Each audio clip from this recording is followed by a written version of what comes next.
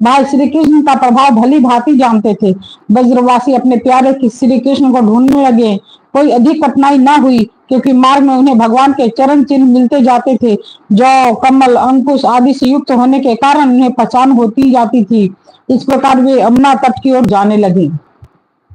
परीक्षित, मार्ग में गौओं और दूसरे चरण चिन्हों के बीच बीच में भगवान के चरण चिन्ह भी दिख जाते थे। उनमें कमल, जौ, अंकुश, वज्र और ध्वजा के चिन्ह बहुत ही स्पष्ट से उन्हें देखते हुए वे बहुत शीघ्रता से चले।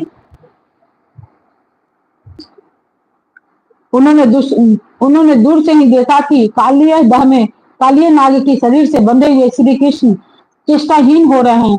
कुंड के किनारे पर ग्वाल बाल अचेत पड़े हुए हैं और गवे, बैल, बछड़े आदि बड़े आतर स्वर से डकार रहे हैं। यह सब देखकर वे सब गोप अत्यंत व्याकुल और अंत में मूर्छित हो गए। गोपियों का मन अनंत गुण गण मिलय भगवान श्री कृष्ण के प्रेम के रंग में रंगा हुआ था। वे तो नित्य निरंतर भगवान के सौहार्द, उनकी मधुर मुस्कान, प्रेम भरी चितवन तथा मीठी वाणी का ही स्मरण करती रहती थी। जब उन्होंने देखा कि हमारे प्रियतम श्याम सुंदर को काले सांप ने जकड़ रखा है, तब तो उनके हृदय में बड़ा ही दुख और बड़ी ही जलन हुई। अपने प्राण वल्लभ से जीवन सर्वस्व के बिना उन्हें तीनों लोग सूने दिखने लगे। माता यशोदा तो अपने लाडले लाल के पीछे कालिए दह में कूदने ही जा रही थी, परंतु गोपियों ने उन्हें पकड़ लिया। उनके हृदय में भी वैसी ही पीड़ा थी। उनकी आंखों से भी आंसुओं की झरी लगी हुई थी। सबकी आंखें श्री कृष्ण के मुख कमल पर लगी थी, जिनके शरीर में चेतना थी। वे वज्र मोहन श्री कृष्ण की पुतना बद आदि की प्यारी प्यारी ऐश्वर्य की लीला कहकर यशोदा जी को धीरज बधाने लगी, किंतु अधिकांश तो मुर्दे की तरह ही पड़ गई थी। परीक्षित, नंद बाबा आदि के जीवन प्राण तो श्री कृष्ण ही थे। वे श्री कृष्ण के लिए कालिया दह में घुसने लगे। यह देखकर श्री कृष्ण का प्रभाव जानने वाले भगवान बलराम जी ने किन्हीं को समझा बुझाकर, किन्हीं को बलपूर्वक, किन्हीं को उनके हृदय में प्रेरणा करके रोक दिया। परीक्षित, यह सांप के शरीर से बंध जाना तो श्री कृष्ण की मनुष्य जैसी एक लीला थी।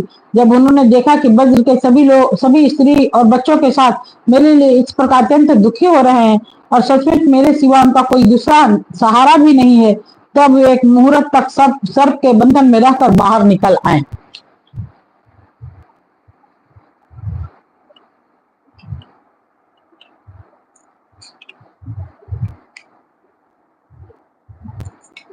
भगवान श्री कृष्ण ने उस समय अपना शरीर फुलाकर खूब मोटा कर लिया। इससे सांप का शरीर टूटने लगा तो अपना नाक पास छोड़कर अलग खड़ा हो गया और क्रोध से आग बुला हो अपने फन ऊंचा करके फुफकारे मारने लगा। घात मिलते ही श्री कृष्ण पर चोट करने के लिए वह उनकी ओर टकटकी लगाकर देखने लगा। उस समय उसके नथनों से विष की फुहारे निकल रही थी। उसकी आंखें स्थिर थी और इतनी लाल लाल हो रही थी मानो भट्टी पर तपाया हुआ खपरा हो। उसके मुंह से आग की लपटें निकल रही थी। उस समय कालिया नाग अपनी दोहरी जीभ लपलपाकर अपने ओठों के दोनों किनारों को चाट रहा था और अपनी कराल आंखों से विष की ज्वाला उगालता जा रहा था।